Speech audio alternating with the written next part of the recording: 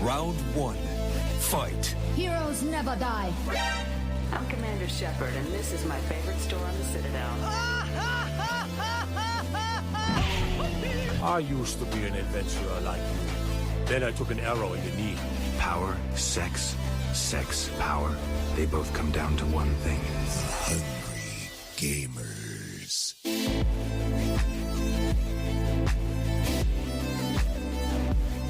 Hello, and welcome, boys and girls, to the 153rd episode of the Hungry Gamers podcast. We are powered by 8bit.net and Audio Technica. I am your extremely humble host, Brendan White. You can find me just about everywhere at Brendan 8bit. And on today's menu, we've got a delicious serving of Death Stranding, the latest Pokémon press conference, Mortal Kombat 11, and our E3 predictions, as well as the initial review and opinions on A Plague Tale. Joining me this week at the digital nameless table are the fresh strawberries and cream to my original cheesecake, Miss Ali Hart, who can be found at Miss Ali Hart, and Salim Abraham, who can be found at Salim TD. What is going on, you sexy strawberries and cream? Good morning. It feels weird saying in the afternoon, but good morning. That's true. Yeah, you are calling us from the past. You are still Saturday afternoon, and we are Sunday morning here in the AU. So it's interesting. Yeah, how's the future? It's so different. It's so different. Is it? Everyone's super weird. No one talks to each other anymore face to face, and we all have a chip implanted in our brains which stores our memories. Doesn't sound too bad, to be honest. Sounds terrifying. Roughly like now. Yeah, we're all owned by Facebook now. Everything we do is tracked, monitored, and owned by Facebook. So even our identities, we are just now sort of zeros and ones. And Brendan White is now property of Mark Zuckerberg. So it's a bleak world we live in. Hashtag blessed. Yes, and that's what I get for not reading the T's and C's when I bought an Oculus Quest. So Zuckerberg, fuck you. Oh, yeah. You cannot take my identity. How is that thing? Yeah. Oh, it's so good. It's so good.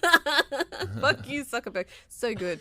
So good. Get one, everyone. It's Stockholm Syndrome, all right? You know? It's hypnotoad. It's just every time you put the thing on, it's just like Zuckerberg is God. He really is. Well, not really, because he had nothing really to do with the Oculus Quest. Obviously, it was put together through Google and then acquired through Facebook. So, I think it's a brilliant bit of kit. Like, as I sort of touched on last week, it's a little bit more expensive than one would like, but having a full wireless VR experience is heavenly. So we've been playing so many games on it now. Beat Saber's still king. Pumping those rhythm lightsaber battles. It's so fun. What's the best track? And I couldn't name the tracks, but like they've sort of got some, like, most of them obviously heavy synth beats, mixing in sort of a bit of trance and a bit of like hip hop and sort of dubstep, but they get you moving. Like, I've got no rhythm, but I feel like I've got rhythm playing that game. Like, I can sort of feel my little hips loosen up, and I'm sort of, swinging my sabers around. Wait, so if you took what you were doing in Beat Saber though, replicated it on the dance floor, wouldn't you just be like bouncing on the spot, like karate chopping the air though? Like that would be your dance move though? Yeah, but see, when Kung Fu Fighting comes on, I'd look right at home. But outside of that, yeah, I'd just look like a weirdo. Like, I can't be doing this to Bootylicious by Destiny's Child, that's for sure. But you can always try. It's so good.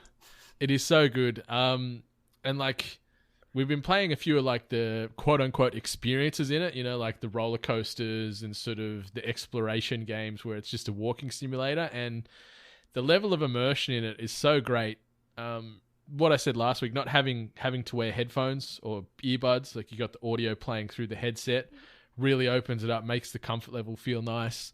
And even though it is only recommended for sort of people 12 years and up, we chucked Archer in it for a few minutes the other day just to let him try it out. And he was playing Fruit Ninja, and just watching him just lose his mind at like 5 minutes of game time in this VR headset as a ninja was one of the cutest things I think I've ever seen. Like, he was just lost in this world, and Bleedu's little samurai. And like, I was talking about how I had the move. You should have seen him. He was like jumping and spin kicking in the air, even though it's only his arms, and karate chopping and moving around. Like, it was pretty great. But it's such a good bit of kit. A little bit overpriced, but yeah, it's fantastic. Cool. We discussed the price last week, and I still think based on how they've improved things, I think maybe it's relatively okay for price though. Yeah, like graphically, it's prettier than say the PSVR. Like, you know how you sort of get the screen in door. your peripheral. Yeah. Yeah, this is higher resolution than that on both eyes, so it's the image is really clean. The fidelity's there. It's not as quiet as grunty as like a wired Vive or a wired Rift, but mate, for something wirelessly that you can literally set up in your lounge room or in your bedroom or wherever, you don't need much real estate to play. It's so fun, so fun. Lucky. Yeah, come over. Just jump on planes, both of yous, and come over and we can have a VR session. Literally the same price. I could go buy myself one, maybe two. Buy one Damn for it. the neighbor's kid. Yeah, I'll pass. Fair call. Dream? Yo. It's been a hot minute. You were indisposed last week, so we had to sort of do a duo. I know you're walking wounded still. How you feeling? I'm still a bit throaty, mate. I was sick. I was out with a serious case of man flu. Excuse me. And frankly, you guys know that I'm not one to overreact or take things too far. But really, it was touch and go for a while there. Turned a corner on Monday. Did manage to pull through. But frankly, you should all be very grateful that I'm still around. Yeah. Yeah, that is a near unanimous feeling, I think, around the world. There is a few, especially like people like Apples and Co. that are like, God damn it, we were so close to sort of usurping the dream. There were a lot of people taking me for granted. And after the last 7 days, I want everyone to really take a long, hard think about just how much I mean to you. Hard think about Sam. Yeah, about me. A long, hard Not think. in the shower. Not in the shower. 9.5 inches unicorn. Cherry wood with unicorn hair. Yeah, that's it, or whatever it was. Yeah, that is forever etched in my memory now. Ew. I'm still playing that game. I am still You've got playing a that mythical game. penis. Yeah, I am. I am, believe it or not. I'm still playing Harry Potter Wizards Unite. What's the end game in that? Or is it just a never ends? Well, You just keep running around. If you really do want to go there, Brendan, let's go there. You actually unlock more content at later levels. So the first thing you can do, kind of like Pokemon gyms, there are challenges that you can do, like these big structures that are real world locations. And you can duel dark wizards. So it's pretty simple. The mechanics of, fighting are pretty simple. Like, you can't expect too much, I guess, but it is still fun. My only gripe is that you have to fight dark wizards and you can't yourself be a dark wizard, which of course is my dream. So it would make it hard, destroying what you love. Well, just seeing other people have fun doing what I want to do, I think that's more the problem. These dark wizards look like they're really having a ball. Do you think there's any plans for like voice connectivity into this game? So when you are dueling, you got to like shout out the spells instead of just, I guess, a button-based prompt. Do you think that would have some value in a game like this where you could be like, Expecto Patronum through your speaker? I certainly He hope knew not. one. He knew one. I'm sorry. I just really wanted to see if Brendan knew a spell. Sorry. Go on. And then there's what? Expelliarmus? So in the game, I think that's all I got. In the game, you have good old-fashioned, old reliable Alohomora, which if you're a Potterhead, you'll know that. One that definitely I didn't know, a bublio or something. Yeah. Is that just a guy that pops up periodically at Christmas and releases an album? That's the end of Harry Potter talk. Well done, Brendan. I'll give you, we're not even playing, but I'll give you 3 points. That was pretty good. That was a solid response. Anyway. It is good. I think if you're a Potterhead, if you're a crack fiend and Potterhead like myself, get onto it. It's actually, it's not as good as Pokemon Go. I still maintain that, but it scratches some kind of Pottermore itch. Fair. I see you've been playing some Hearthstone as well. Solo content, yeah. So I'm reneging on all of my previous statements. In particular, haven't picked up Plague Tale just yet. Did go back to Hearthstone after swearing off of Hearthstone forever. Did go back to Harry Potter after swearing off of Harry Potter forever. We're in week 4 of Hearthstone solo content, and It's fantastic. It's annoying because it's behind a pay gate. Like it is behind a pay gate. You can either spend 700 gold or roughly about $30 Australian. So convert to US if you can, Ali, and let me know what that is. What is $30 Australian over in the US at the moment? A lot. Probably $18 Yeah. US. And, like I reckon. the conversion's still pretty bad. Like it's frightening sometimes.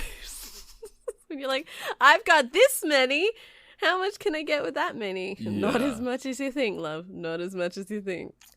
The solo content is good though. I am glad I purchased it. Just more money in Blizzard's pocket. So there are 5 wings, and the whole story around it is you're pulling a heist on Dalaran, which is one of the famous magical cities within the Warcraft universe.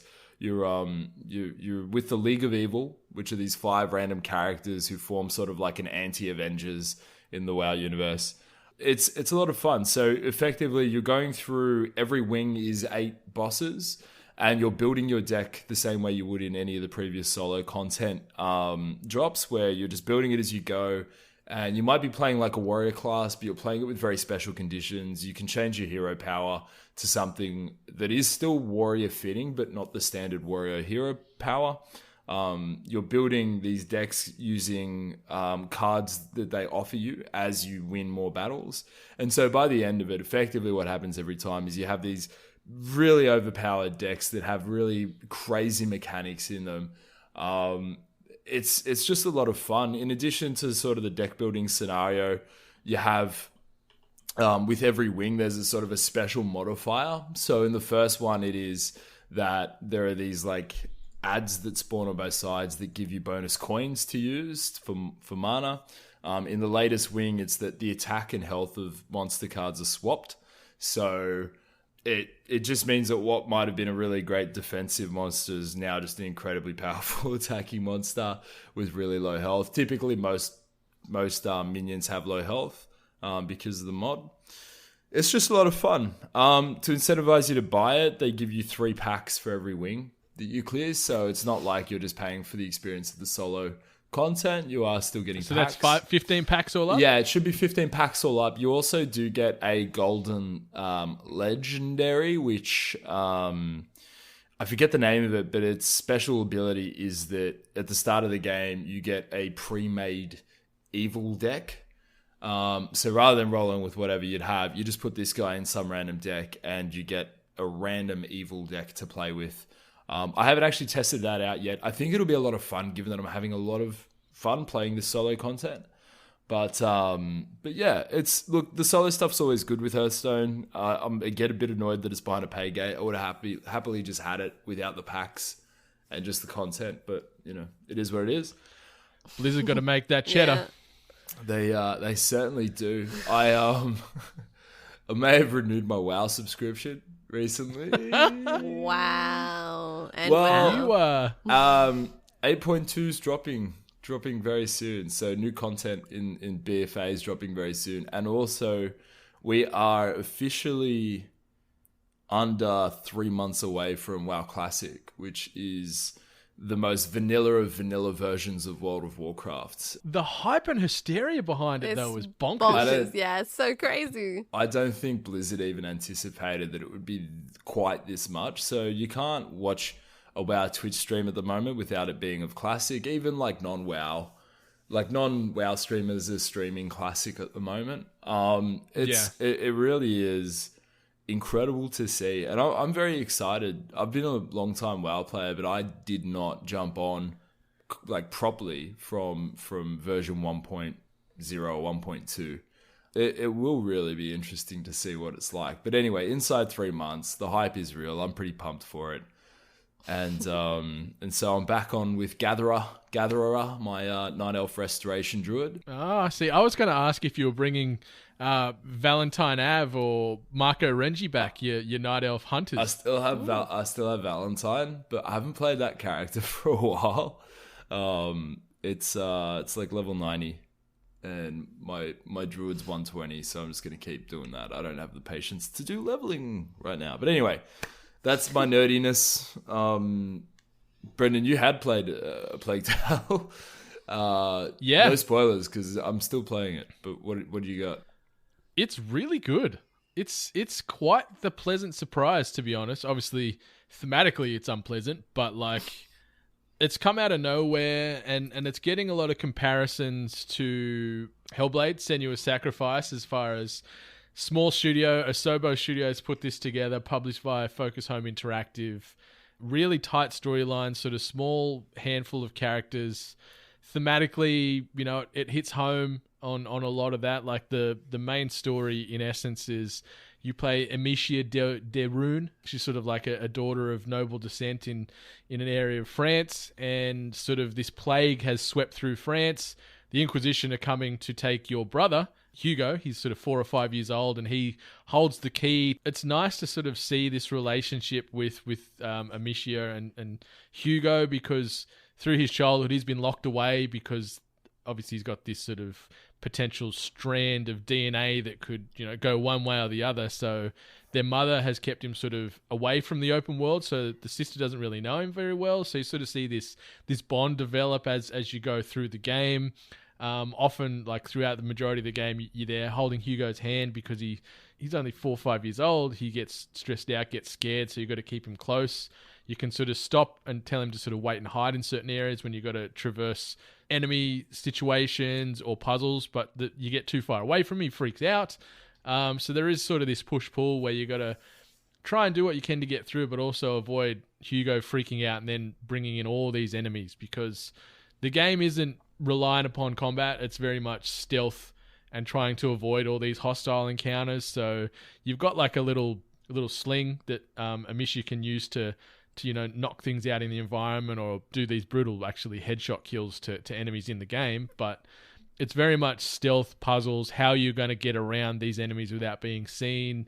And then from anyone that's seen any of the trailers, these plagues of rats that just come at you like in the hundreds and in the thousands. It's intense. Like these evil fucking glowing beady-eyed rats just coming at you. And so they're scared of the light. So if you've got, you know, like a torch, or if it's daylight, you don't see them. But in the dark areas, they come out of nowhere. So you've got to always be wary of what's happening, because the second they grab you, you're dead instantly. Like you don't really have like a health bar. You get hit once as Amicia, game over, restart from the checkpoint. But it's really nice, and it hits on the heartstrings. Like seeing this bond develop and going through some of these areas of France and through the United Kingdom, and seeing this where this plague swept through and there's dead bodies everywhere and dead animals and like people getting devoured right in front of your eyes. It's pretty hectic, and the imagery is intense, but it's so good. I have to ask, just based on the key things that you said, is there a bit of a Resident Evil nod in there, or? A little, like it's got a bit of eerie tone in certain parts. There is sort of a survival horror, I guess, aspect to it, because you've got this sort of plague, constant big bad, and then the Inquisition is the other big bad coming at you from every which way. But it's nice because you sort of see the vulnerabilities. Like Amicia, she's probably, I'm guessing she's 16 or so she's still young. Her little brother's, you know, 4 or 5 years old as well. So you sort of see this rawness from the kids, and they sort of break down in these situations, or when they see a dead body the first time, or like there's this one scene, not a spoiler, but you got to walk over a lot of bodies in this one scene, and just that with you and your little brother sort of, and he's going, what's going on? I don't want to stand on here. And you hear the noises, and like you hear him freaking out. And it's nice to see that there is this aspect of realness and rawness to the game. But it's really great. Like, I think there's 16 chapters altogether.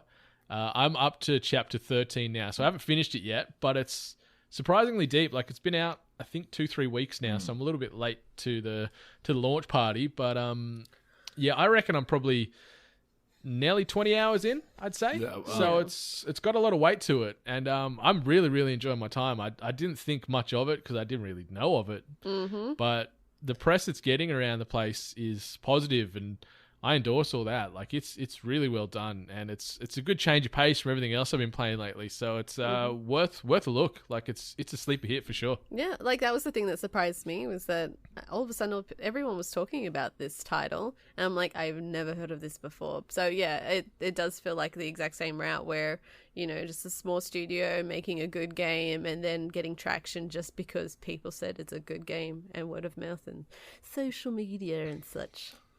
Yeah, definitely worth the investment. Like if you're looking for that next title to pick up to potentially sort of occupy your time till something else comes out over the next few months, it's worth a look. I think it's about $70 full price, so you could probably find it for 50 or so from a JB or similar type of outlet. So yeah, well worth throwing some money behind. Metacritic, it's getting 81 on the console and then 82 on the PC, which I think is right in line with where it is. It feels like a rock solid sort of 8 out of 10 for me at the moment, and really digging it. Really, really digging it. And Asobo Studio, small studio, have just knocked it out of the park. So I'm all in. I have to look into this more. Yeah, I have this as a post-semester celebration game. So what 2 a way weeks, to celebrate. 2 weeks. Yeah, like there is some niceness and sort of smiling moments in the game. It isn't all doom and gloom, but it hits. There's some really heavy imagery and heavy themes, and it's pretty jarring, some of the scenes, but really, really well done by everyone involved. So A Plague Tale: Innocence. Cool. Check it out. Nice. Miss Hart, I see you've been playing a couple of games. One that we've spoken of prior. Yeah. But a new one as well. Tell us about Montaro. Based on your smile, I'm thinking maybe you've already looked it up. I may have had a little peeky peek. Looking it up now. I'll quickly talk about Montaro, because Montaro was one of those games that, it was on sale on Steam, got recommended to me during a sale, and I saw it. It's a cute little dog, and I didn't invest too much into it. I'm like, sure, it's cheap, I'll get it, whatever. Anyway, so I finally played it. The concept of the game, it's a platformer where you play as how do you say that dog breed? Shibu? Yeah. Shibu? Yeah. Shiba? I don't know. Shibu. Cute little dog though. It's a cute little dog. It's a cute little dog in this it's cartoon, and it's a side scroller platformer where you have to just make it across town, in order to move across certain obstacles you have to jump, and sometimes you can propel yourself by landing on a banana peel, and that can propel you up. But see, the problem is when he lands on the banana peel, he kind of, I think, loses energy. So to restore that energy, you need to proceed to go up to what look like Japanese schoolgirls and jump to collect their underwear, and then your energy levels go up again. Yeah, you pretty much lift up their skirts. Yeah. So Wow. I'm good. And the problem is that I picked it up. I just wanted something to quickly, because I've also been playing Observation. I'll go into a little bit more detail about that. But I needed something light, to kind of split in between. So I'm like, I'll just play this. I got addicted. I got really addicted. It's actually just kind of it's the whole obstacle nature of it that actually was the addictive part. But it's just simple animation, really cute music, really simple gameplay. It's literally just a mouse click and you're just jumping, but it's all about timing and not getting hit by chickens or crows or the local birds or running into a garbage can. The dog's mortal enemies right there. Birds and garbage cans. It's like Flappy Bird in that it's your guy's constantly moving, right? It's not like you're you're not moving forward. You're not moving forward. You're essentially just because I'm playing on PC, it's just a mouse click just to initiate the jump and timing the jump. But there are a lot of range of obstacle courses. You can jump up levels. You can either be bottom level or top level, and you've got to time it right, or else if you run into certain things, you're just instantly dead, and that's it. Game over. Start from the start again. Yeah. Oh, it's so addictive though. For those interested in Montaro, it is currently on sale on Steam, 15% off at Australian $1.27. And how can you argue with that? You're practically making money. Exactly. Who doesn't want to be a dog that steals Japanese schoolgirls' underpants for health and safety? Exactly right. I mean, if you can't dangerously land on a banana peel without Japanese schoolgirls' underwear. So, yep, that was a game I played. Everyone. Cool. It's on sale. I just did a service for everyone.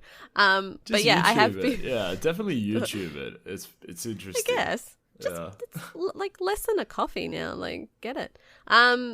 So I have still been playing Observation on PC. I have yet to finish it, but Sammy and Jono actually did a video, with their opinions and how they, whether they liked it or didn't like it or not. I believe a certain section isn't spoiler free. I think it's the first 13 or so minutes is spoiler free, and then after that it goes into spoiler territory. So that first 13 minutes will give you enough of a sample to know if you maybe want to give it a go or give it a pass, and then after that they go full spoilery goodness. Yeah, so check that out on our YouTubes. However, for myself, like I just mentioned, I'm loving the game. I just want to put that forward. I am still absolutely loving the game. However, the atmosphere is just getting to me. The tightness, the claustrophobia, the constant like spinning because there's like no gravity. So like I'm constantly moving the camera around and spinning. So I'm an old lady. I get motion sickness now playing video games. So I actually have to take myself away from it. So I play like little light airy games in between. So but Like Montaro. I'm like, yeah, exactly. Yeah. Get some underpants. That'll clear you right up.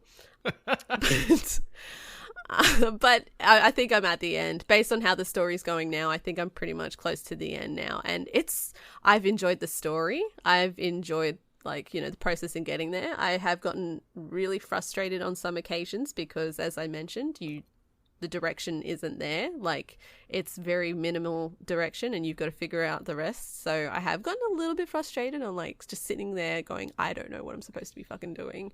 But I figured it out and I got there. So the brain kind of still works. That would have felt rewarding though, right? It does. It generally does. Like, cancels out the frustration maybe.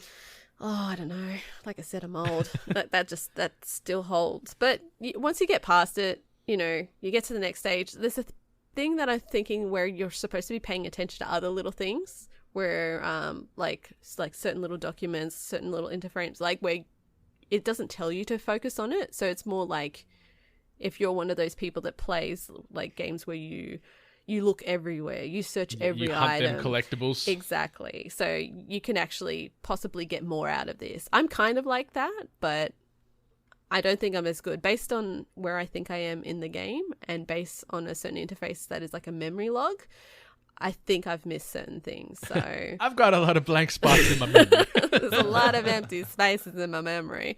But yeah, like I said, it's really good, really dark and gloomy. And yeah, the atmosphere has just been great in this game. So I still recommend it. I know that last week you asked for a rating system based on where I was at. I'm going to bump it up now to like roughly around like an 8.5 because now the story is really getting there and I know how to play the game essentially. So I know what the game's expecting out of me now. So 8.5 is where I'm sitting. I'm really enjoying it. So you're saying it could probably be a 9-ish if you actually found all them collectibles and got more narrative. Possibly. It could be much of the same. But because I obviously don't want to spoil anything, but based on where I'm at now and now that I figured everything out, because I previously said it felt like a drag at the start because you were learning everything, but now I'm used to it. I know everything. I'm getting the story. I'm investigating and everything, and I'm really enjoying it. So nice. Well, something that I really enjoyed this past week, I went and watched Brightburn. Yeah, the anti-superhero film that has just hit our screens here in the Australia, and I guess it's out everywhere now. One would think. Obviously, it's sort of a reverse Superman origin story, if you could say. So imagine Superman as an evil, loosely psychopathic child, and you've got yourself Brightburn. So well worth watching. I think it's probably 20 minutes too short. I think if they added a bit more time to the movie, it would have been a lot better. But, a solid probably 7.5 out of 10, I reckon. Really good special effects, really gory moments. The cast was put together. The story flowed well. Opens it up potentially for more anti-hero, sort of horror, superhero-based sort of films. But, yeah, I really enjoyed it. Translated well to screen, like James Gunn and his brother and someone else sort of got together almost as a passion project on this. Really, really good. Sort of anyone wants, comic-laced superhero mixed with sort of thriller slasher film. you got Brightburn. Worth checking out for sure. I saw Godzilla and I don't rate it. Oh, Wait, see, you're one of the few. Whoa. I'm meant to be seeing this and talking about this on the Forever Movie Boys tomorrow. Don't ruin a thing, please. That's all I said. I'm pointing. I don't want to ruin it for our viewers either. My phone, and you are on the phone, Ali, which means I'm pointing at you. Yes. All right, no, okay. So that's a bit upsetting. I haven't. All right, no more Godzilla. Let's talk next week about Godzilla. Yeah. I'd like to see both the opinions, and we'll try and watch it too this week, so I can take part as well. Cool. All right, quick bit of housekeeping. Obviously, youtube.com/weare8bit. As Miss Ali Hart mentioned, there is a new observation, review, and spoiler discussion with Sammy Deej and Jono, breaking that down, as well as a heap of other content. We are looking to sort of structure our releases now for sort of a Monday and Thursday release every week. So minimum 2 videos dropping on every Monday and Thursday for us Australians, or Sunday, Wednesday for everywhere else out in the world there. So a little bit of consistency, a little bit more regularity there, which will be great. Obviously, patreon.com/weare8bit if you want to throw some support behind us there. From just as little as $1, you can get access to exclusive perks, early access to the 8-bit cast. You want to throw a little bit more behind that, you can get immortalized in the 8-bit family portrait, or get merch and swag you cannot get anywhere else on the entire planet. And we're about $20-30 away now from unleashing the Comedy Rewind podcast. So do what you can to get that podcast off the ground, because it is going to be a hell of a time talking about those 90s comedy films. Dream, you weren't here when we talked about this last week. No, I wasn't. But what is probably your go-to or definitive 90s comedy film? My definitive 90s comedy film. Yeah, or what's like when you think back to 90s comedy, what is the first film that comes to mind, or what's one of your favorites? It's very hard to go past Ace Ventura. But for some reason, I think I can just get in with American Pie. Fair. I think that came out in, 98, 99? I think I can just get in with American Pie. Let me double check that. That, to me, that was one of the... I don't know if it's because I was less than 10 years old, but there's something about that movie which it had an impact that, for the first time, I guess, as a kid, I was like, there was a film that everyone I knew was aware of, and it was forbidden.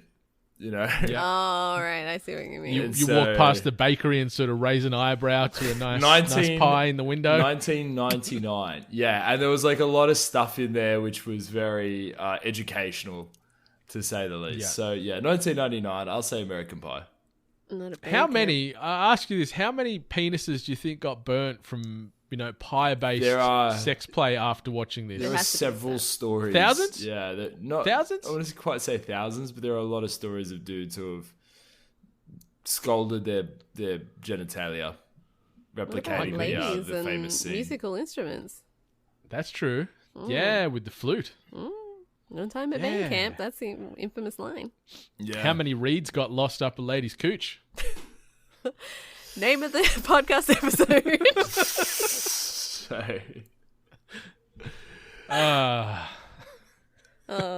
I like that also it's showing your age, Sam, based on what you picked, I think.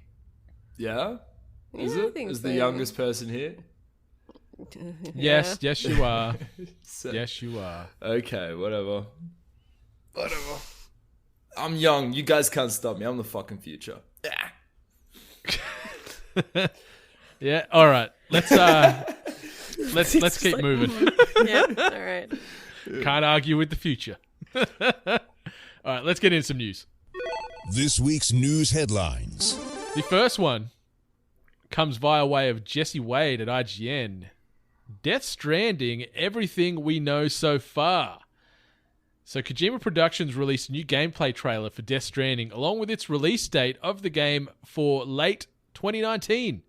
Death Stranding will be released on PlayStation 4 on November 8th, 2019. Death Stranding is available for pre-order in 4 different editions, ranging from standard through to a collector's. Said collector's edition comes with a life-size BB, in brackets Bridge Baby pod statue, a Bridges cargo case, and more for the low price of US $199.99. That's about $7 million Australian.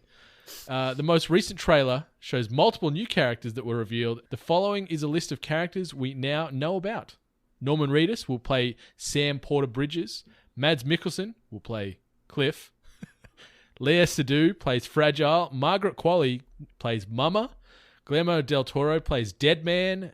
Nicholas Winding Refn plays Heartman. Tommy Earl Jenkins plays Die Hard Man. Troy Baker plays Higgs. And Lindsay Wagner plays Emily. So, Dream, Heart, we had an 8-minute trailer drop this past week. Obviously, the big news is this game is coming out in 2019.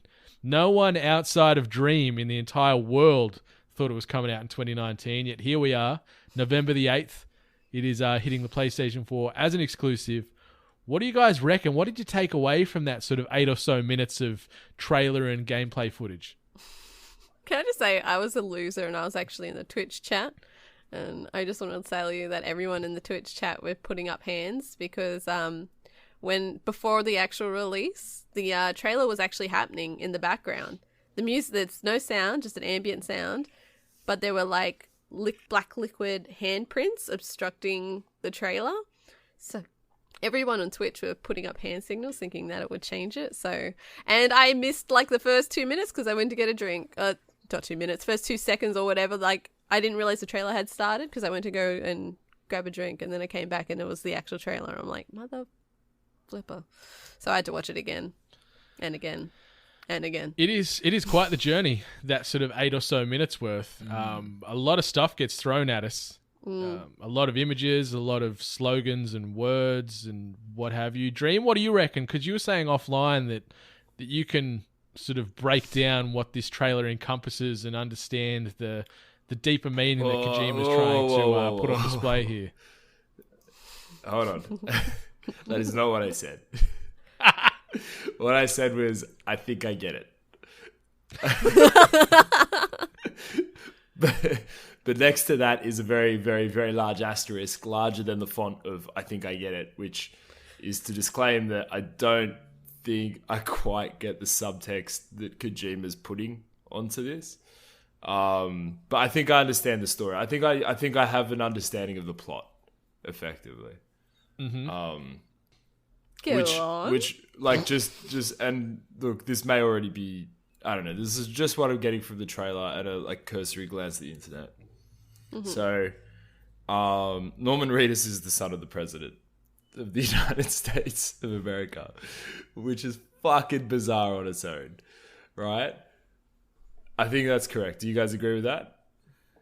I don't know if it's the son. I think he's more so like a right hand, a right hand man to of the president. Okay. Yeah, son, already off to a great start. He's also a chief scientist type for a technology company called Bridge or something. Bridges. Bridges. Which was probably his. Yeah, but it's his company. And what, you don't think it's his company? It's his last name. I don't think it's his company. I think it's a family company. Right, okay. That's my thought. Possibly correct. I think there's been an alien invasion. I think it's killing everyone. And I think that something about this baby helps, like there's energy in a baby that helps you detect the dead people. And all these ghostly figures are just ghosts, like actual dead people's spirits. That's what I think. And I think that the aliens controlling it are co-opting actual humans like Mads Mikkelsen to bring about the death of all people. That's what I think. Okay. I can see a little bit of that there. Like, I don't know yet where the psychic people come into it. The like teleporty elemental dude. Yeah, like what I took away from it is these bridge babies act as like a conduit between worlds or like a parallel universe where you've got normal society, quote unquote, and then you go into this other world that's full of this black goo and death and these spirit alien based entities. That's the way I see it. Like I like that we've sort of gone two different interpretations on it, but I think it's the same interpretation. I had another theory. Oh, here we go. We got 3 theories today. Because the trailer starts off with Cliff, so Mads, and he's talking to a baby. Mm-hmm. And I feel like he created the bridge baby because he talks about he's talking about something with society. So I reckon he creates a bridge baby to actually bridge to the past, which is why you see old school tanks and old school army, like soldiers and stuff. And it might be like a change the past to fix the future kind of thing. But, you know, that's my misunderstanding. And then what's the black goo that drags you into the other realm where you can see those ghosty people, right? I like that. Yeah. I do like that. Yeah. This is a thought process because because I'm, you know, weird. I'm trying to see what other people are thinking, and other people are thinking that because there's a mention of Hades, they reckon that the baby can bridge you, or the monsters bridge you into the Hades. underworld. Yeah, to the underworld, Yeah, which is wow. then the war zone. But I don't know. It'll be great. I'm kind of glad that we're all kind of still trying to interpret it. Because do you want it's good that we don't have everything on the plate. Like, would it makes you want to buy it, doesn't it? Like, you want to know more. Like, it certainly gets the cogs turning. Like, I'd like to have some form of clarity when I pick this game up, at least of what's going on. And I have a little bit of that, I feel, but with every subsequent trailer, it sort of goes in different directions or different strands, one might say, that sort of confuse me a little bit or makes me think about things differently. Well, now I'm back to neutral because I got the 3 earlier for my welcome Buble, back so to that's neutral. Okay. Yeah. We're That's pulling alright. you back to the underworld. Come back, bridge baby. But graphically, it looked all right. The combat looked a little weird and janky to me. Yeah. Like, Yeah. the melee combat didn't flow smoothly. And then when he was in this Hades world, if we're going to sort of use it for now, and he's got this machine gun that he can pull out at will, and he's sort of gunning down enemies, like even some of that gunplay didn't look as smooth as I intended. And that weird part where he just pulls out this like automatic fucking extendo ladder. I love that and so traverses much. up that rock. Like, it looked about as stable as like a set of toothpicks, but you know, just whips it out of his bag. It extends like 50 feet and he just traverses up this mountainscape. I'm like, yeah, okay. You know, at felt least so it gives some cartoon. verticality to the game. It feels so cartoon, like just Yeah. I of a bag. agree that some of the gameplay did not come across as the most exciting. And I think that there's a psychological thriller aspect to this game, which you can only really appreciate if you understand the story. I think that's where that really pays off. And yeah, I think so. It's a bit difficult at the moment, but yeah, it's not the gameplay that excites out of this trailer. I think it's definitely the story that has been divulged so far, and it has revealed more than, I guess, obviously more than any other trailer or teaser in the past, but also I think it's also given us enough to at least start to get an understanding of what is going on in this world. For instance, we know it's set in the United States, and that the idea of country and nation is something being explored in this game somehow. How well that goes, we'll find out. But yeah, the gameplay was a little lackluster. Like you look at Kojima's sort of quote that he put on the PlayStation blog, and the goal of Death Stranding is for the player who'll be betraying Sam Porter Bridges to be working at connecting the cities that have become isolated in the game society. The player will create new strands or bonds, as he says, with others around the world.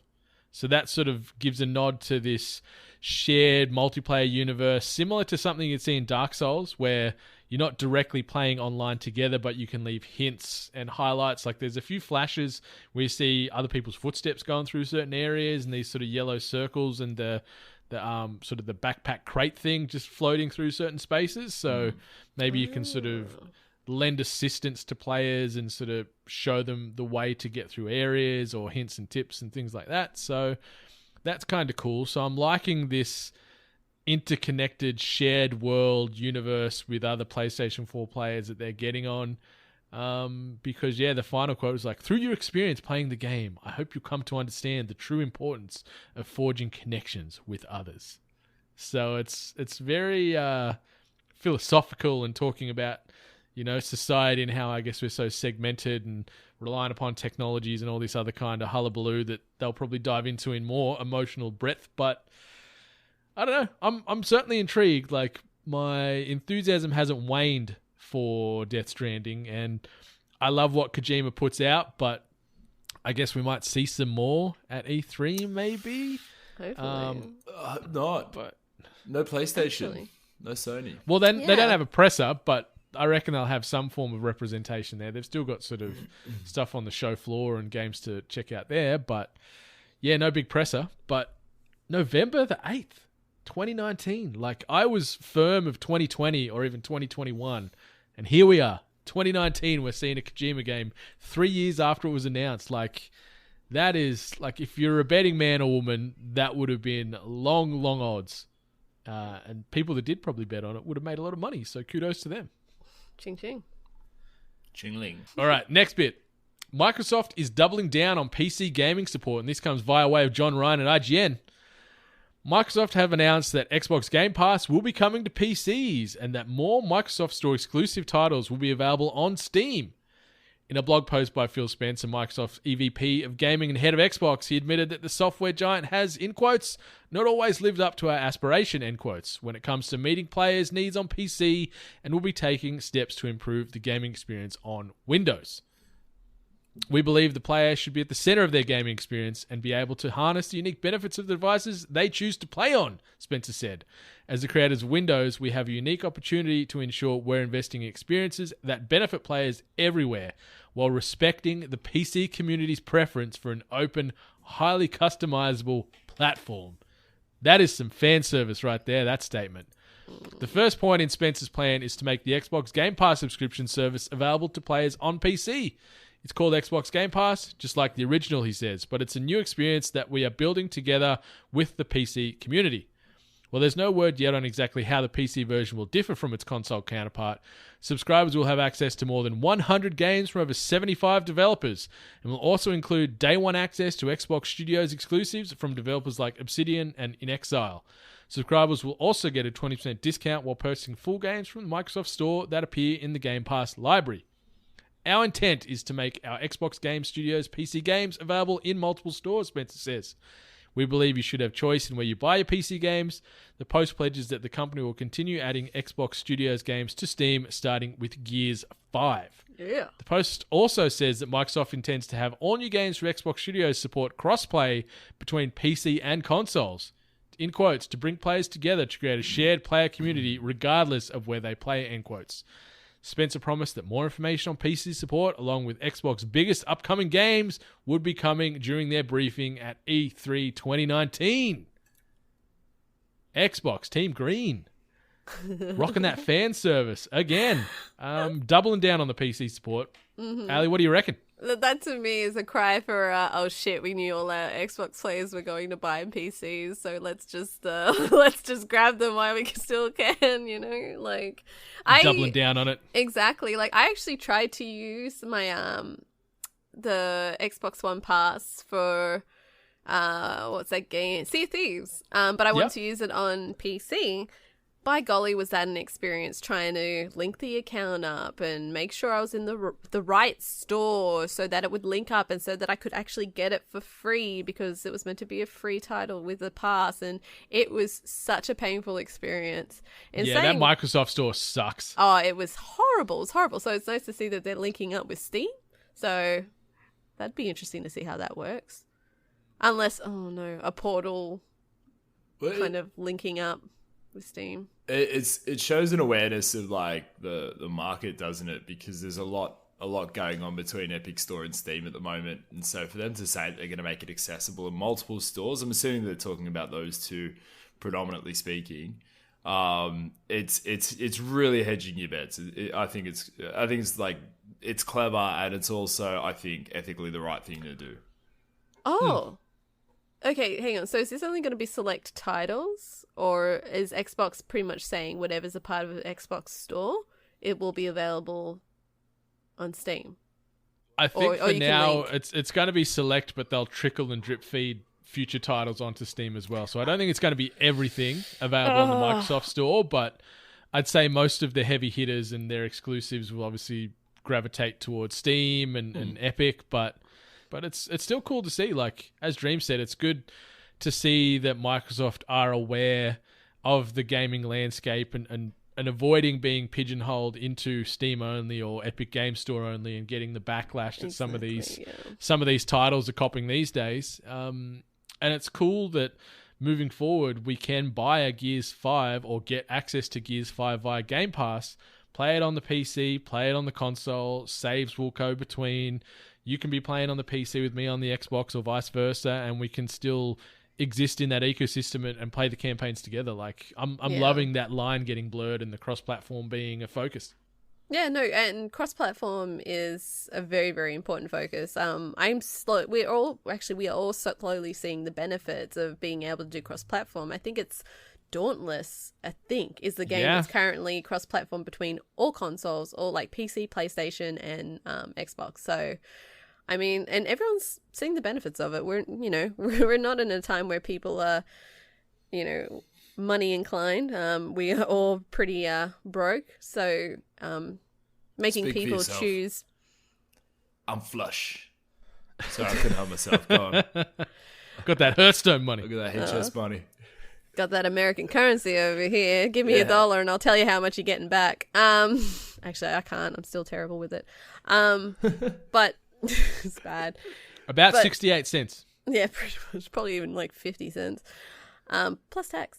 But yeah, cross-platform gameplay is really important. I think that there still needs to be a focus going forward. Has there been anything linked up with Switch? I can't remember. Yeah, what's it called? Rocket League. That's right, yeah. Rocket League and Minecraft is with Switch, PC, and Xbox. And I think like mobile devices as well. Oh, wow. Okay. Yeah. Yeah. Well, yeah, I think it's definitely something that... And Fortnite. Of course. Yeah, okay. Well, great. But yeah, going forward... Flush yourself. Get that cross-platform going. Yeah, any way that you can. So, yeah, I think you guys are right. The fact that he's focusing on the market and how it's going and showing support to the players is good. Very good. Very good. And we will see a lot more of this within the fortnight. Unrelated to the game, thank God. But yeah, within the next 2 weeks, those presses are going to be hitting the airwaves. So get hyped for that. Something else that some people might get hyped for is the Pokemon press conference that came and gone this past week as well. And with full transparency, Dream and myself both missed this press conference. So we're going to hand the microphone over to the Heart Ring. And she can give us a bit of a breakdown on what she saw and maybe some key hit points on what she took out of it. The Pokemon press conference is the best described as the press conference that could have been an email. It was... As it was loading, you had 2 giant Pokeballs on stage and a beautiful graphic on the background and some really happy music going on the back. And then it started and just men in suits were coming out and talking. Was it Team Rocket? Oh, we wish. No, like business suits. Like this was a business meeting. Like this was a business conference. Like this was very serious stuff. And they were talking to everyone about, how Pokemon's been trending and the success of, the movie as well. And for some reason, one of the guys started talking about Godzilla. And then the next guy goes, I have no idea why he talked about Godzilla for. Because the fucking Godzilla-sized Tortuga things in the... No, he was just talking about the movie. Torterra. Godzilla movie. Torterra, thank you. He was just talking about the Godzilla movie. And then... spoilers, Dream. It's not a spoiler. I wouldn't know. Don't see it. It's such a bad film. Anyway, go on. Anywho. So you're talking about Detective Pikachu, were you? No. Yes. Now it's a spoiler, Yes. Brendan. Now it's a spoiler. But yeah, so firstly they went through something called Pokemon Home, which essentially is a hub to putting your Pokemon like in a centralized place, available for putting against your devices, because that's one thing they recognized is that you've got Pokemon on your DS, 3DS, and your Switch. So Pokemon Home is going to be like a centralized hub for placing your Pokemon.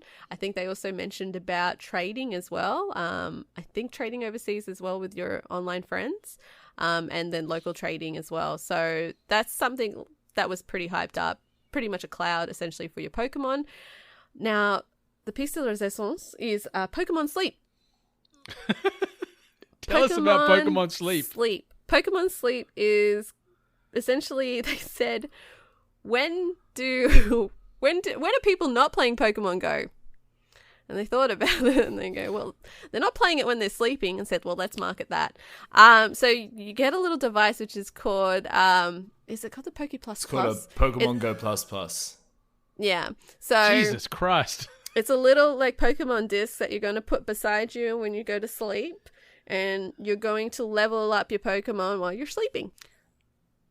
What is the disc? Why does the disc have to be beside you when you sleep? It's Like, got don't know. It's got an accelerometer in it, and it senses you that you're sleeping.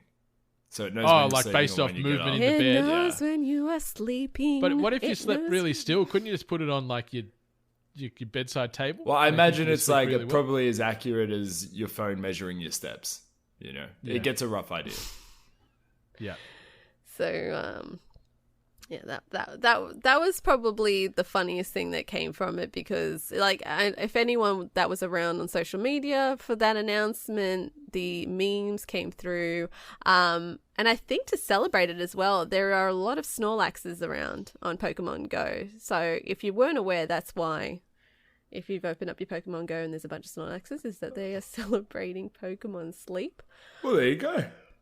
So are they so the better you sleep, the more XP your Pokemon are going to get? Is that what they're trying to do here? Like, are they trying to emphasize 8 hours and Yeah. Well, I don't like, know. is it really. a health benefit thing? I'm trying to work out how it fits in and how it's measured. I have no idea, because like I always said that Pokemon Go was the health benefit, like let's get people out and walking. But then it's like, we're going to reward you for sleeping as well, gamers. You need to sleep. Yeah. Go to sleep. We were joking about Facebook owning everything, but it sounds like Nintendo and the Pokemon Company are just starting to sneak in any way, shape, or form. They're on our phones now. They're going to be stealing our thoughts while we're sleeping. Like, nothing is sacred and safe from the Pokemon Company now. I have to say, it's like, it's just, not to get too serious, but it is a little bit of a red flag that they're collecting this kind of Monitoring your sleep. information. I would be very interested to see their privacy policy post go live of the Pokemon Go Plus Plus device, because that kind of data is interesting, and it would be interesting to understand what they're doing with it. It's not a lot you can do knowing when someone goes to sleep and when they wake up, but it is biometrics, and it's interesting that they're now capturing that along with other details on your phone. It's goddamn Black Mirror. This is how it starts. This is how it begins. It gives you Pokemon, and it makes you way to smile rob and you. happy. Yeah, Great way to rob you. I, You're for sleeping one, now, I can welcome- tell you. I welcome our new Pokemon overlords. Who would be the king? Like, who would be the ruler? Like, obviously, OG, President if of we're going Gen Niantic, 1, or- is like Mewtwo. Well, yeah, Like, is there a Mewtwo's- Pokemon that heads it up? Yeah, well, now I'm getting a bit out of my depth here. I think Mewtwo is still kind of the bad boy, the strongest. Yeah.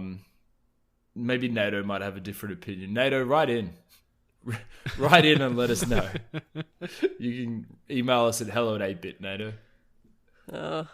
Well, Perfect. after that, there's been a few games that also got announced as well. Pokemon Masters, which is another mobile game, I think, which is more strictly focused on battling. They're going to do a new Detective Pikachu game for Nintendo Switch as well. So there'll be more detail that will be coming out on that. And Pokemon also is now in China with Pokemon Quest. So that was some news that was dropped. They also mentioned a new shop opening as well. Can't remember where exactly, but they were just talking about a new Pokestop. Pokeshop. Can I just say, with all of these Pokemon games like dropping, when will they just create a Pokemon Lite which has online battling, which is the truest form of like the battling is with the core game. So just give us a way to catch Pokemon, a way to raise Pokemon, and a way to battle them. Even if it's like Pokemon Stadium, where it's like everyone's level 50. There's no leveling.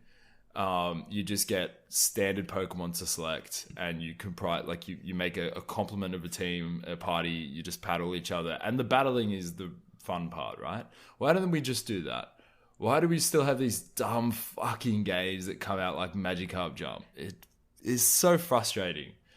Yeah, they are a little bit tone deaf, I think, with what the wider audience wants and demands. Like they keep going down these routes of Pokemon Sleep and things where what you were saying, Dreamer, I'd say the wide Pokemon audience would be downloading that day one, as far as, Pokemon Stadium Mobile or whatever it might be. It would legit be a staple on every phone for every Pokemon fan, and it would be like a Hearthstone where it just lingers, and you just drop content constantly, and it just stays.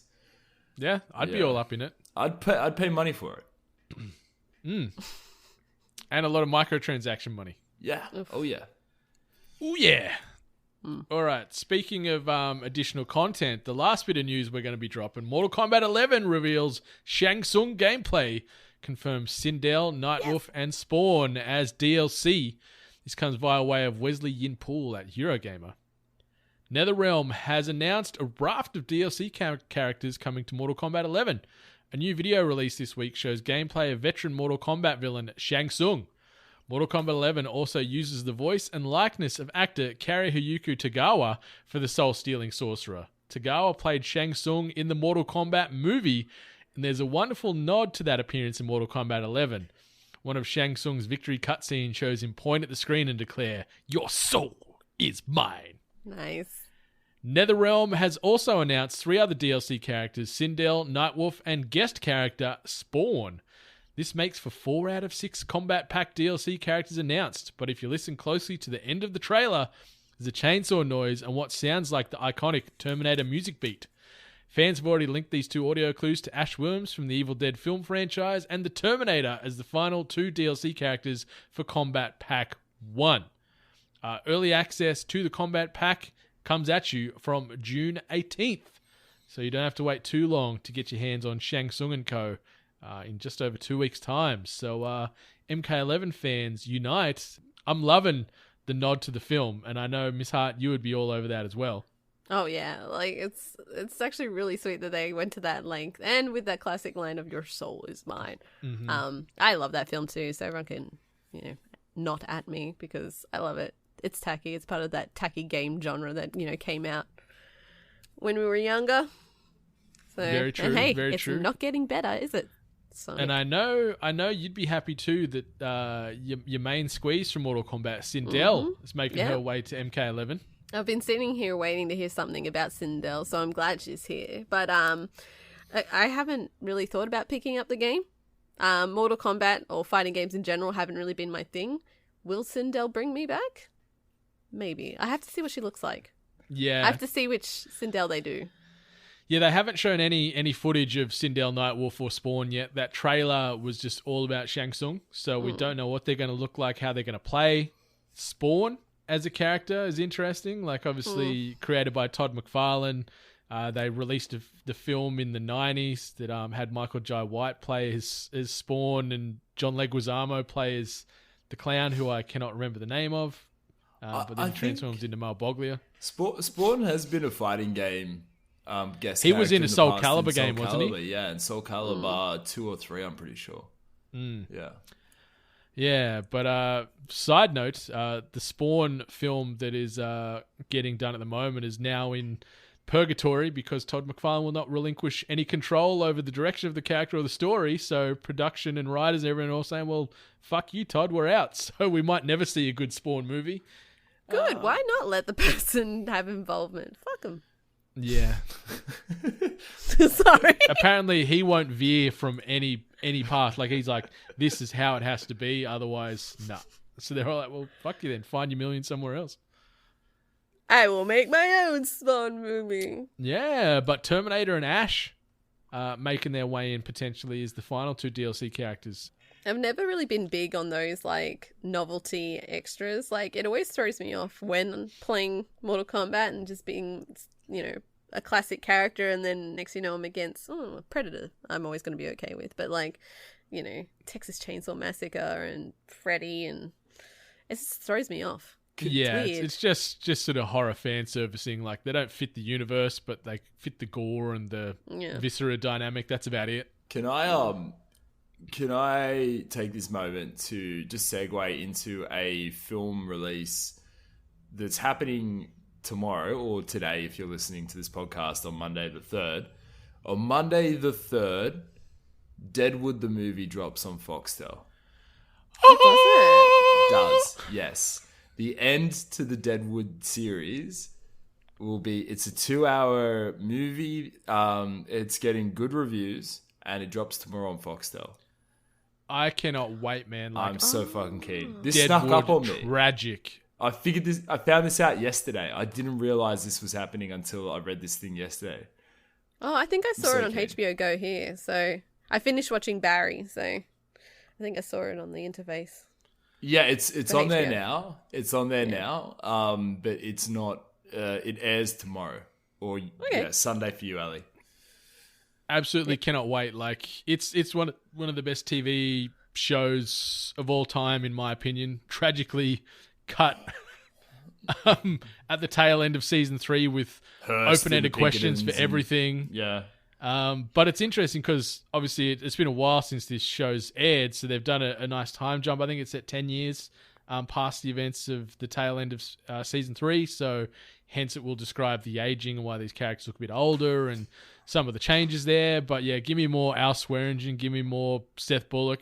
I'm all about this, so I cannot wait to watch this this week because it's TV and cinema perfection, in my opinion. I love everything about this show, and hopefully the movie nails those same notes and tones that we all came to love from the first 2 seasons. Oh I hope you guys get some closure. Hey, Dream, how many hang dyes or fucking hang dyes do you think we're going to get in the film? We'll get one. We'll get one good one. One really Yeah. good one. Yeah. Yeah. I reckon we're going to get probably 20 to 30 cocksuckers. Cocksuckers. There'll be a lot of cocksuckers.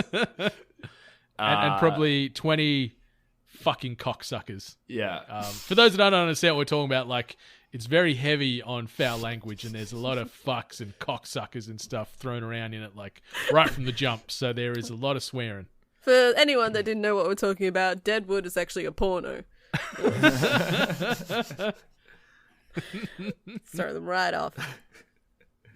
Dead Woody. Ooh. E3? Yes. E3. All right. So let's sort of close this episode out. We're gonna throw down some quick E3 predictions. We're not gonna go too deep or too out in the woods on these, but we thought we'd come up with 3 predictions each that we will see or think we might be close to guaranteeing happening at E3 2019. So, Miss Hart, do you want to lead us off on your first prediction for E3 2019? Give me an Animal Crossing date, please, you fuckers. If not, I'm going to throw it down. Is that a question or sick a of- prediction? It's a threat. It's a threat. It's a threat. I'm close to LA now, so they better watch it. Oh, jeez. I fear for you. And it's Animal I fear Crossing for too. you. It's like, I fear for you and the strength of the American homeland surveillance. I'm Ali. not alone. I am not alone with the Animal Crossing that's community. We're a terrifying bunch for a game that's about All I'm friendly little saying- creatures living. in a All I'm town. saying is I'd be very careful making threats to anyone in that country right now. I just want Animal Crossing, guys. Just give us a date. It's meant to be this year, though. You have a Wasn't Spanish it? last name, they'll put you on the other side of the wall. Ouch. But yeah, it was promised this year. I'm almost certain it was promised this year. So It was, Hurry up. but it wasn't, because the listing got taken down briefly off the Nintendo store as far as, upcoming releases. So there was this brief, outcry that the game has been panned and ditched from production, but then it's back up there now. So who knows? Maybe we'll get some Animal Crossing dates for tail end of 2019, or maybe in 2020. Who knows? But I think if you just get a date, you'll be happy regardless, right? I You guess know that it's coming. I'm still playing Pocket Camp, so Yep. mobile game. Cool. Hashtag Snap Game. All right, my first prediction, Microsoft, as they are pretty well it's sort of a bit of one-horse race with the press conferences this year with no Sony. They're going to try and swing that big green penis as much as they can and unveil 3 brand new exclusive IPs from some of the studios that they have picked up over the last 12 to 18 months. So maybe we'll see something from Ninja Theory. Maybe we'll see something from Obsidian. Maybe In Exile might showcase something. But yeah, I'm saying 3 new IPs will be showcased, like 3 new quote-unquote AAA titles, I guess, because we'll see a lot of new exclusive indies. But I think 3 big AAA tentpole titles will get unveiled by Microsoft this year.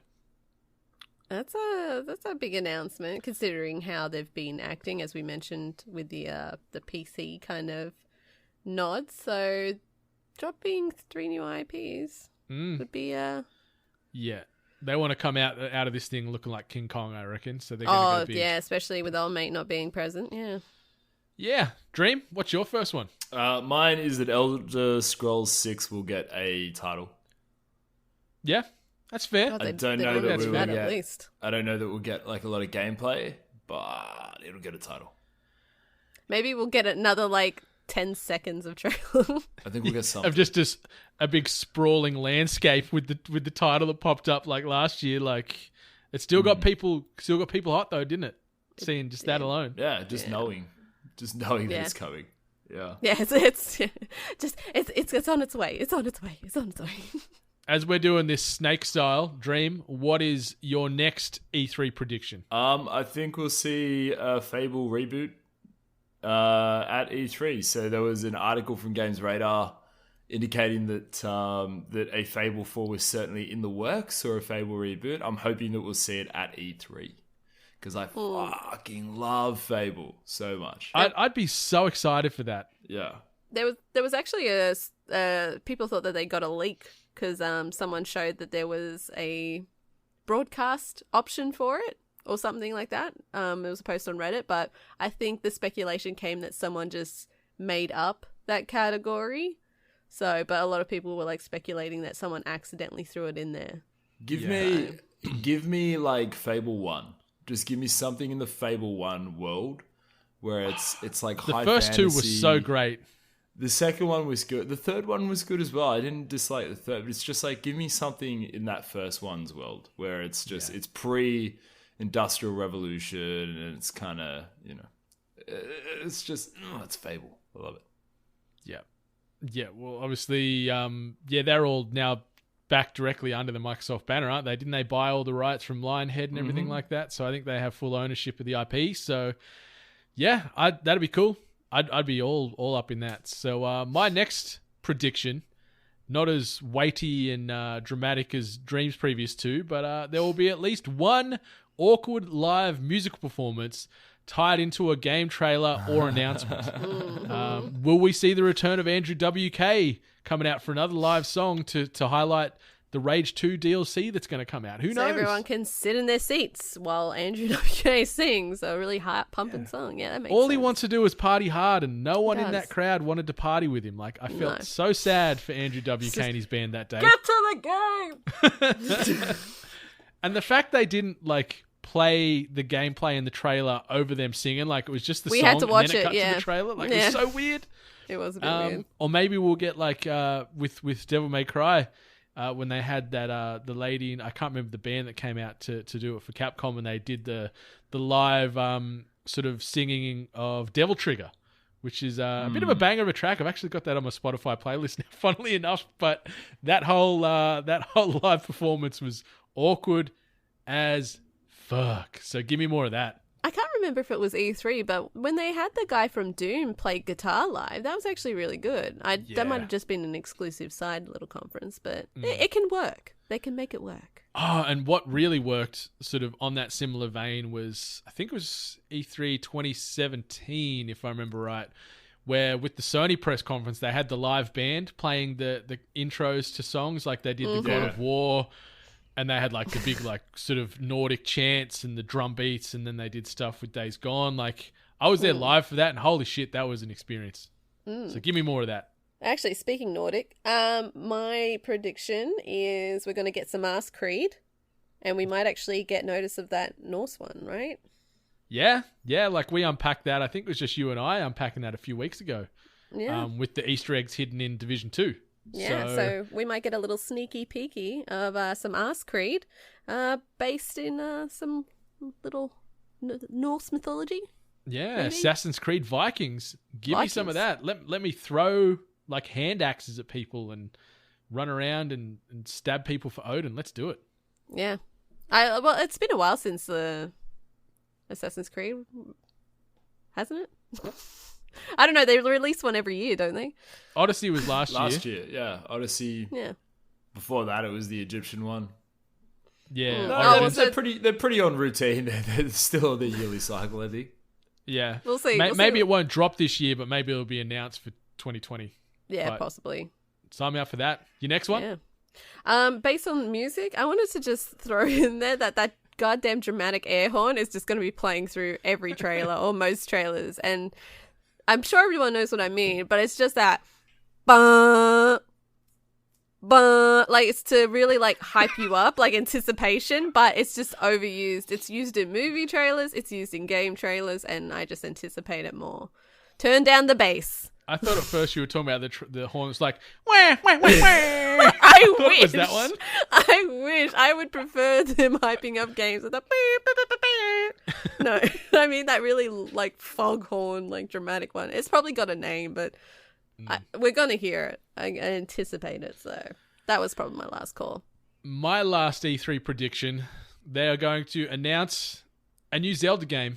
It's been a couple of years since Breath of the Wild was announced and obviously made its debut on the Nintendo Switch.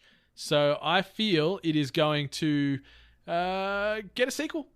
Breath of the Wild 2, whatever you want to call it. I know gamers out there would be all about it. I'm sort of neutral to Zelda, as most people know that have listened to this podcast once or twice. But yeah, I think it's time to announce another Zelda, and maybe it comes out around that same time period, maybe February, March of 2020. New Zelda.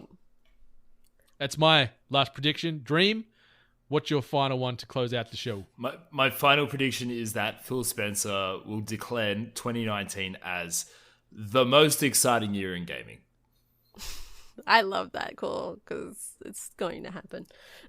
Like, it's so typical. He's going to come out there. He's going to have a hands closed and then he's going to have an Xbox-based T-shirt over like a bomber jacket or under a bomber jacket with his jeans and his sneaks. And oh, you're thinking bomber jacket. You're not thinking graphic tee under blazer.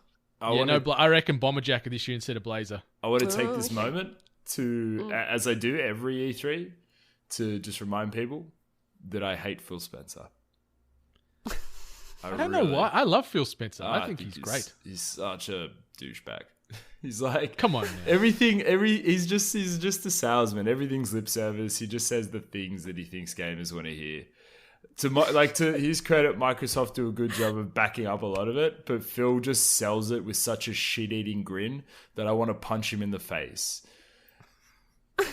He's just polished. He's not polished. No, he's not polished. He's a schmuck, is what he is. Poor Philly Spencer. Yeah. Love you, Phil. Love you, Phil. That was great. I can't wait to see if any of these come true, if they all come true, or we're far from it, but it should be good. I think all 9 of those are probably 50% chance, maybe higher. I reckon they're all pretty valid. Like, there is a few Hail Marys, but I think they're pretty safe bets, I reckon. We'll see. We're on the money. Exciting times. So, that has been episode 153 of the Hungry Gamers podcast.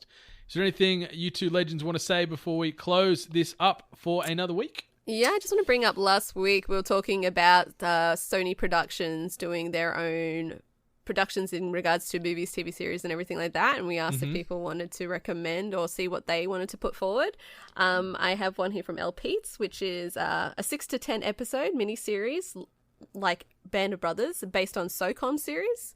So just following that kind of, build up of the special forces, major missions in the middle of larger conflicts.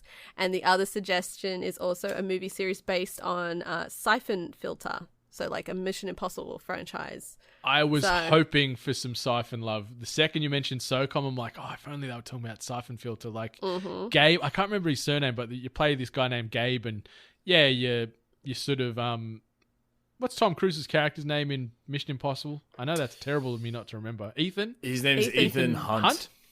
Yeah, there we go. Oh. Yeah, It's a so Hunt, isn't it? you're playing the equivalent of Ethan Hunt in Siphon Filter, and it's such a great game. Yeah, and just like looking through, there's already like a bunch of like games that came with it, and the story's pretty solid. Like after a while, yeah, you're against the organization. So Yeah, give me some of that Suspect of tactical treason. espionage action. Yeah, I'm down for that. Keep on writing in, everyone, with your recommendations as well.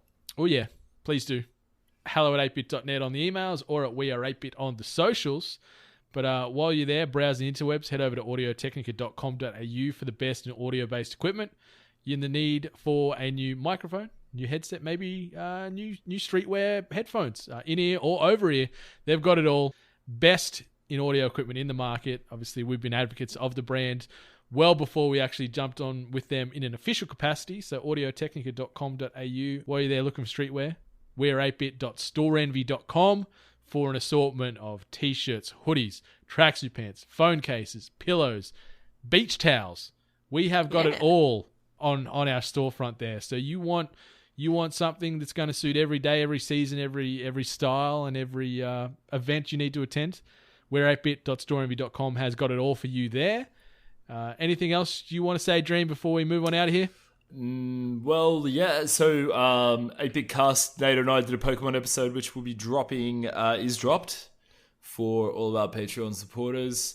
Sorry, I'm just remembering when this is coming out. And then also sometime in the near future, I'm not sure when they're going to release it, I am doing that Godzilla episode on, we're recording it on Monday, so we're doing that with Forever Movie Boys. So that'll be another fun, interesting episode. I'm hoping it's a good movie, but tune in to listen to the thoughts. You heard it here first, Dream, that it is not a good movie, so good luck with that. Ugh, I know. Bad omen. Anyway. But check out Brightburn. Check us out on YouTube, as I said before. And also be sure to rate, review, subscribe us and everyone in the hashtag 8-Bit Collective on your podcast platform of choice. It helps keep those emotional lights on in our hearts. But this has been episode 153 of the Hungry Gamers podcast. Until next week, 8-Bit Nation, much love. Stay hungry. You've been listening to The Hungry Gamers, one of many gaming and geek culture related podcasts from the 8-Bit Collective over on 8bit.net. Check out more episodes on your podcast service of choice. And while you're there, please be sure to rate and subscribe. Until next time, boys and girls, stay hungry.